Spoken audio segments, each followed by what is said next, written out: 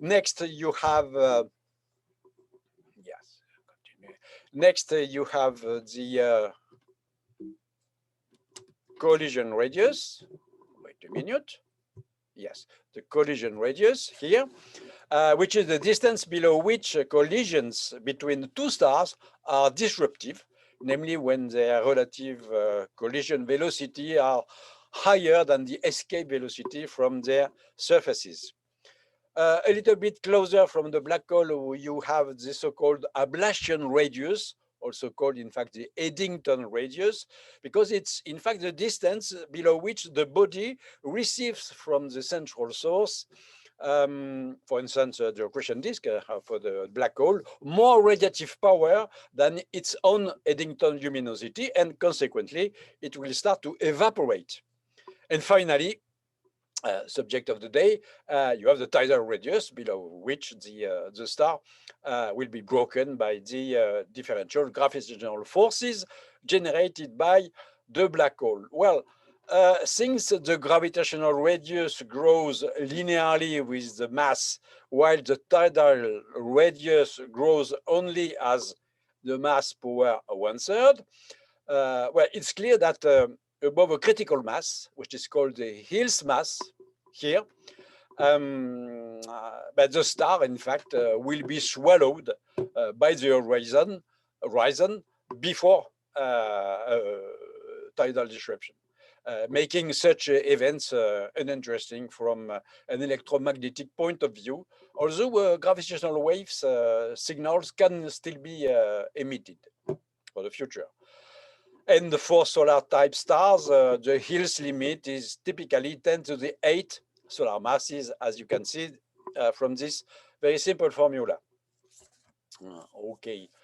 Well, a short historical reminder on tidal disruption begins, in fact, with the work of the French mathematician Edouard Roche, we studied, in fact, the equilibrium figures of incompressible homogeneous bodies in circular orbit around the planet. And he derived the famous Roche limit, which is given here, below which no equilibrium is possible. In fact, he wanted to explain the structure of Saturn rings, and in particular the Cassini division. Now, for the purpose of active galactic nuclei, a decisive step was done in 1975 by Jack G. Hills here, who was like Roche, he is a specialist of the solar system, but she proposed, in fact, that the gaseous fuel necessary to feed a supermassive black hole in an active galactic nucleus could be provided by the tidal disruption of stars as soon as the mass of the black hole does not exceed the typical limit, I already said, about the Hills limit, about 10 to the 8 solar masses for ordinary stars. But in fact, it was very important thing. But in fact, Hills did not perform any calculation about the tidal disruption process itself. So, in fact, it was the purpose of a series of articles that we published between 1982 and 89 with Brandon Carter and other collaborators like Jean Lamarck, Bernard Pichon, Mathieu Brassard. Okay. In fact, we used for this the so-called, what we called the affine star model,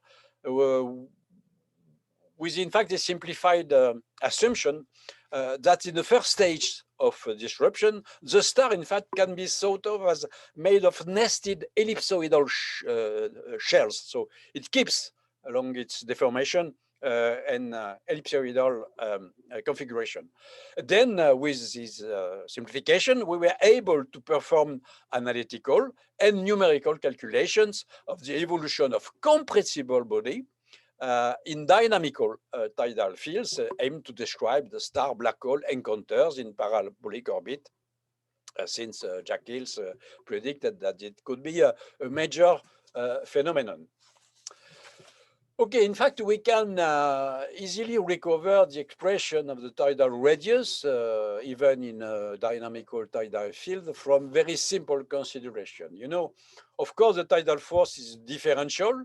So, in fact, it varies like R power -3, and thus it grows very quickly when the distance to the gravitational source decreases. Then you can compare the time scale of typical time scale of variation of the tidal field, which is given, of course, by this expression, with the internal dynamical time scale of the star, which is given by this well-known expression, and which is typically about a few hundred seconds for ordinary stars. So in fact, far from the sources, the T-tidal is much greater than T-star, so the star can adjust its equilibrium configuration to the external tidal field, but closer to the source, T-tidal becomes quickly much smaller than T-star. The star cannot respond anymore, and it undergoes growing instabilities, leading to its disruption. And just the limiting case occurs when the two time scales are comparable, and namely you recover very easily the usual expression for the tidal radius in this dynamical case. Well, now in our first paper published with Brown and Carter in Nature in 1982, we introduce, in fact, what we call the penetration factor, which is in fact the ratio between the tidal radius and the pericenter distance of the stellar orbit. In fact, on which the strength of the tidal encounter will strongly depend. Because in fact, from very simple geometrical consideration, which are due essentially to the fact that you have a fixed compressive tendency of the tidal tensor along the direction orthogonal to the orbital plane. So we predicted that for large enough beta penetration factor, the star would be crushed into a short-lived pancake configuration during which explosive thermonuclear reaction could be triggered. So in fact, in the following article, we could perform numerical calculation based on the affine star model, and we confirmed, for instance, that for moderate penetration factor, the star would be initially distorted into a cigar-like configuration, as you can see here with the time evolution of the principal axis of the ellipsoidal star. One of them becomes much greater than the two other. Okay. But for deeper penetration, the star will be squeezed in a pancake configuration here before bouncing and finally exploding. Well, here you have you can better see the process on this pedagogical graphics. In fact, we showed that the maximum compression and heating in the center of the star reached during the pancake phase are strongly dependent on the penetration factor, with these exponents that you can see here for ordinary star with polytropic index 5/3. So you see that for beta about 10, you could get 10 to the 6 gram per cc for the central density, 10 to the 9 for the temperature during a time scale, a short time scale about 0.1 second. And these are conditions expected for an explosive stellar disruption producing a kind of what we call a tidally induced supernova. Atypical, of course, supernova, very asymmetric and all that. Okay, now, well, real black holes are highly relativistic objects, and the simple Newtonian picture will be complicated by a general relativistic effect. And with my collaborator, we show that, in fact, for highly relativistic orbits around the Schwarzschild black hole, like this one, we can get, in fact, multiple compression and bounces with this characteristic maximum temperature and very short time scale, which are able to provide perhaps special types of gamma ray burst. Well, now this very important synthetic diagram shows, in fact, the parameter space for tidal disruption. In fact, only a star within a given triangle here can be tidally disrupted by a black hole of a given mass. Here you have the mass of the black hole, and here you have the penetration factor. So here you have the yellow triangle is calculated for solar type star. So below the triangle, of course, the penetration factor is beta is smaller than 1, so tidal encounters are not disruptive. Now in the upper left, you have deeply plunging orbits around small black holes, and in fact, the black holes enter the biggest stars.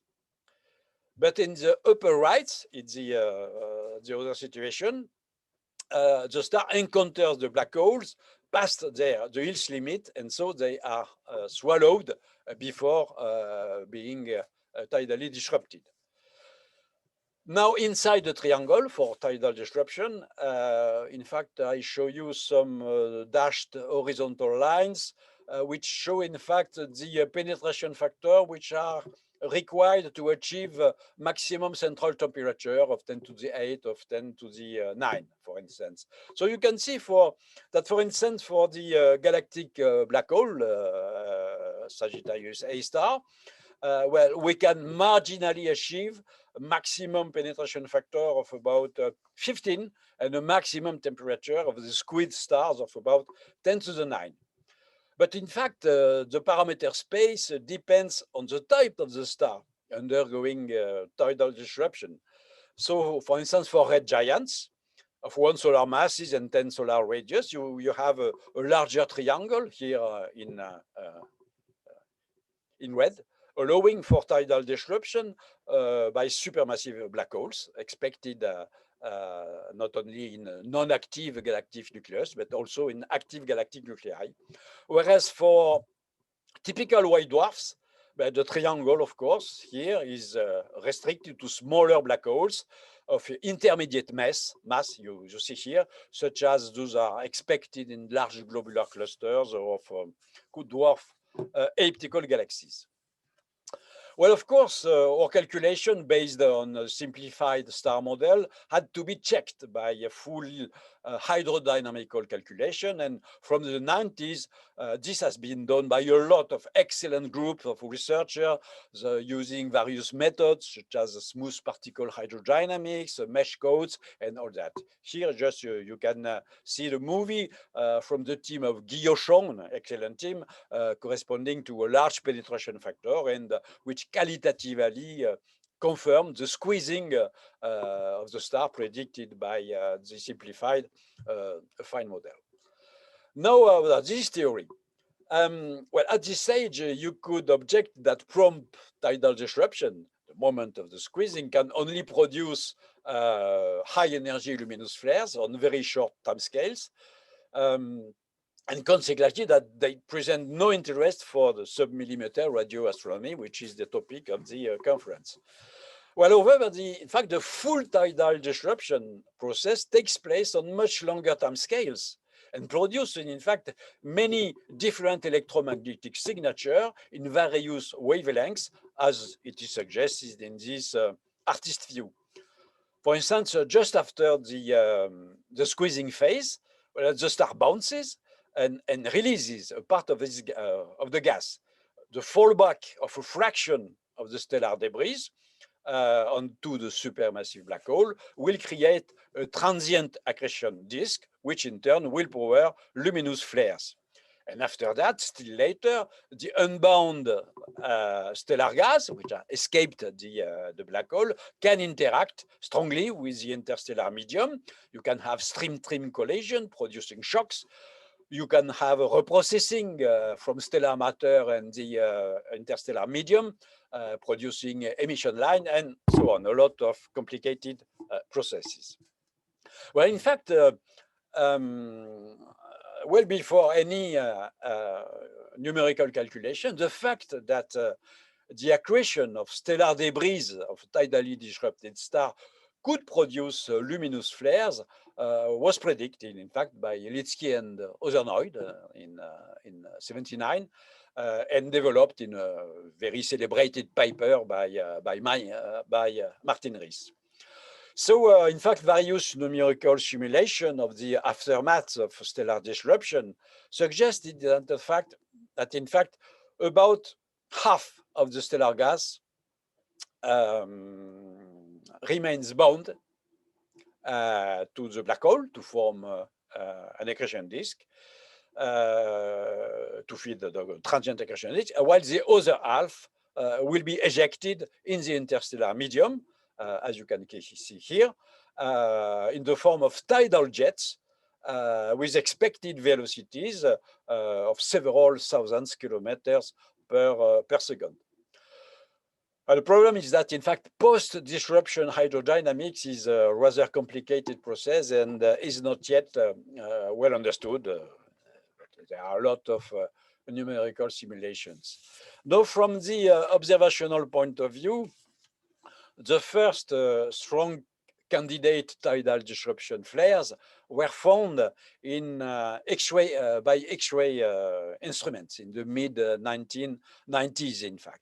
And in the nearly 30 years since then, well, several dozens more events have been found, including now in the UV and optical bands.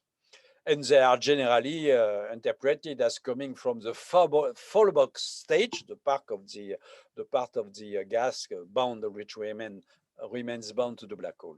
But also we are detected hard X-ray flares, which are detected, for instance, by the Swiss satellite, and which are generally interpreted as collimated jets from relativistic tidal disruption events. Or in fact, the rate of tidal disruption events is increasing rapidly now, as in the quality of observation, and upcoming optical surveys could discover hundreds to thousands tidal disruption events and every year.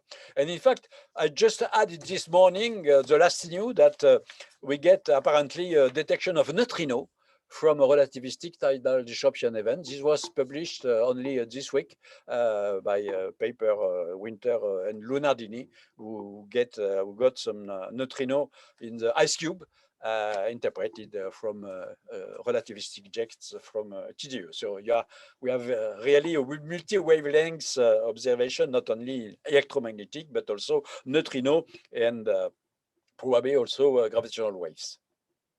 Well, if you want to learn much more on the subject, the best reviews on the various aspects of tidal disruption have been given by Nick Stone. In fact, in a lot of paper, but in particular in his wonderful doctoral dissertation thesis of 2013, presented at Harvard University. So in the second part of my talk, I'll try to enter a little bit more in the scope of the sub-millimeter radio astronomy, although it is not at all my field of competence, as you have understood. Well, indeed, in fact, a few TDE candidates have been detected in radio and interpreted as gas outflows. So the first detection was associated with the transient Swift J1644, involving a supermassive black hole of 10 to the 6 or 10 to the 7 solar masses at a distance of 50 megaparsecs.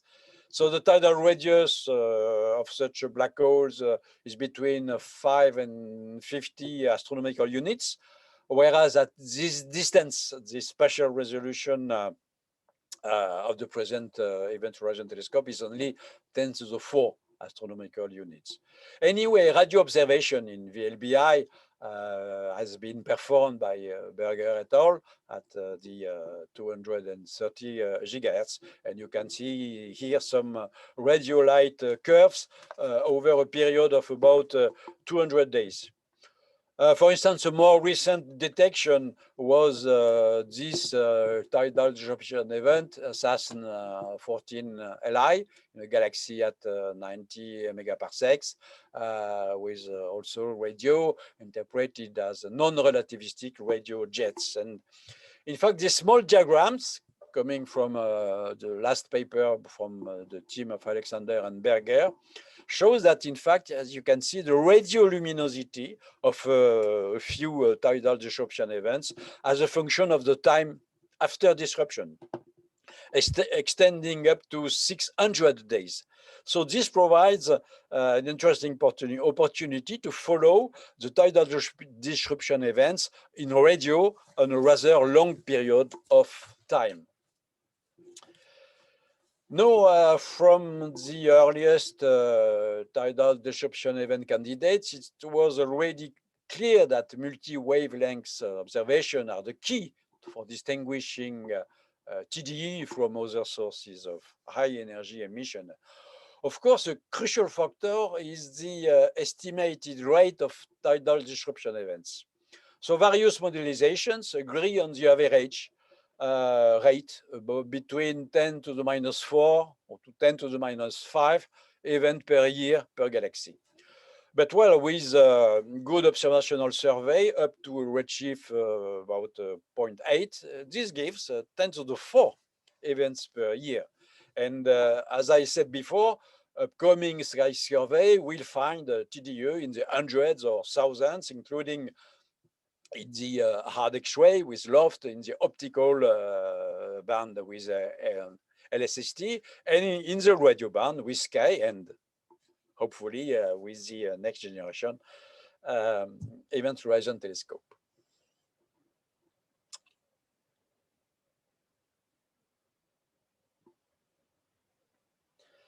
Now, to be closer from the present-day targets of the Event Horizon Telescope, I finish by briefly discussing the cases of Sagittarius A star and M87 star.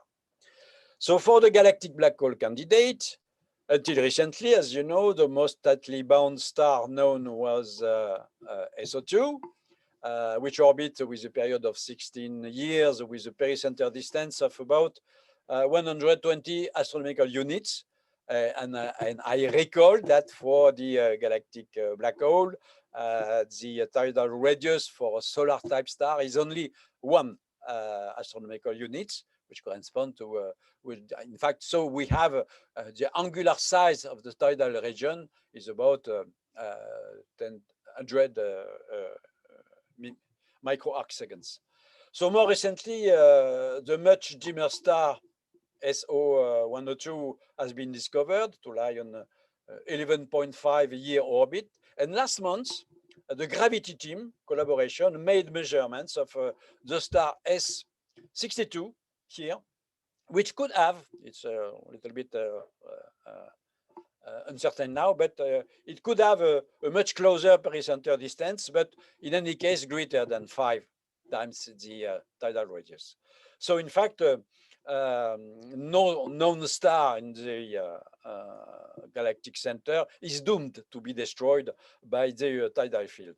And in addition, as I told you, the tidal disruption rate for solar type star is very low, 10 to the minus 5 per year. So the hope of observing such an event in the galactic center is therefore extremely low. But why not think about the tidal disruption of bodies much more numerous than stars, namely asteroids? First, on the observational side, you know that short flares are currently observed in the near infrared at a frequency of about 1 event per day. This can be found in the papers, Nobel Prize, Genzel, Ghez, and all that. Second, it has been reported by several authors that sub-millimeter flares are observed about 1 hour later, the preceding ones, within a distance of 1 astronomical unit, which is precisely the size of the tidal radius for bodies with density about 1 gram per cc. Now, we can reasonably assume that the galactic black hole is surrounded by a kind of super hot cloud of asteroids containing perhaps 10 to the 14 asteroids larger than 10 kilometers. Well, now, since asteroids have the same average density as solar type stars, well, they have the same tidal radius, namely 1 astronomical unit for the galactic black hole. And here we have disruption of incompressible bodies in a dynamical tidal field. And again, well, we calculated that in our paper in 1986 and later by other authors like Caustic Galvani. And in fact, we found two regimes of disruption depending on the penetration factor, namely a cigar-like disruption in most of the cases and a disc-like disruption in the strongest encounters. So by the way, well, it's half a joke. This could explain the shape of the mysterious object Oumuamua that crossed, as you know, our solar system in 2017. If Oumuamua is interpreted as a piece of tidally disrupted extrasolar asteroid rather than an extraterrestrial spaceship. Okay. Now, to finish this this idea, Zubovas and collaborator have proposed the following interesting scenario. With a total, in fact, of 10 to the 14 asteroids in the super-Oort cloud, the tidal disruption rate could be around 300 events per year in the galactic center. Now, contrarily to highly compressible stars, the, in fact, incompressible broken asteroids would be, in fact, broken into smaller pieces. And in fact, well within the Eddington radius, you know, you remember I told about the ablation radius. In fact, the fragments would be vaporized by the radiation of the accretion disk, producing multi-wavelength flares, including perhaps in observation and sub-millimeter band, which could correspond to what is currently observed in the galactic center. Well, this is perhaps an interesting idea to be investigated. And to conclude, what can we say about M87 and supermassive black hole in Blazar, which are the other more massive targets for the Event Horizon Telescope? So, as I said, we cannot expect a tidal disruption outside the event horizon of black holes because they are above the Hill's limit. But stars, in fact, can be destroyed by high-velocity star-star collisions. For instance, around the 10 to the 9 solar masses black hole, the typical collision velocities exceeds 5,000 kilometers per second within a distance of 0.1 parsec from the black hole. And of course, at this very high velocity, the encounters are strongly disruptive. And in fact, as Carter and myself, we pointed out in our first paper in Nature, there is an interesting analogy between the collisional disruption of a couple of stars here and the tidal disruption of a single star, which can in fact be considered as a collision of the star with itself. And in both cases, the strength, in fact, of the event can be characterized by a so-called crushing factor. So in fact, in the case of tidal disruption, it is, of course, a penetration factor. In the case of collisions, it is a ratio between the collisional velocity and the escape velocity at the surface of the stars. And in fact, the same value of the crushing factor, for instance, 10, should produce the same kind of phenomena. For instance, short-lived pancake configuration for crushing factor sufficiently high, followed by violent ejection of gas, streams, relativistic jets, and all that, giving all the also multi-wavelength possible observation of such things. In fact, contrarily to tidal disruption, so this should apply also to blazars and giant ellipticals. Just to conclude, I would say that contrarily to tidal disruption, in fact, the collisional breakup of stars at high velocity has been poorly studied with hydrodynamical simulation. And I really believe that this is a very promising subject of investigation for the next decades, both from theoretical point of view and also from observational point of view, including, well, the extension of the Event Horizon Telescope network up to the moon. Although I think that I will no longer be there to see the results. Okay, thank you very much for your attention. Due to just the special condition we have in France with the confinement, and in fact, I am in my lab, in my laboratory here, office, but in fact, it is close to be completely, the gate is coming to be closed in a few minutes, so I can stay. Unfortunately, if I want to go back at home with my family, I have to leave a little bit quickly. I am sorry. So So you maybe can check in, but you can't escape. We don't want you to end so this evening in a black hole. So we thank you all, Jean-Pierre. It's thank been you a very much. wonderful Of talk. course, if your question, they can be written somewhere, and We it will would send be you a an pleasure email. Yes. to Yeah. reply after some Thank questions. you, Jean-Pierre. So Thank it was really a pleasure and a good continuation, and for the end of this wonderful conference. We will keep you posted on the latest developments from our side. Thank you very much.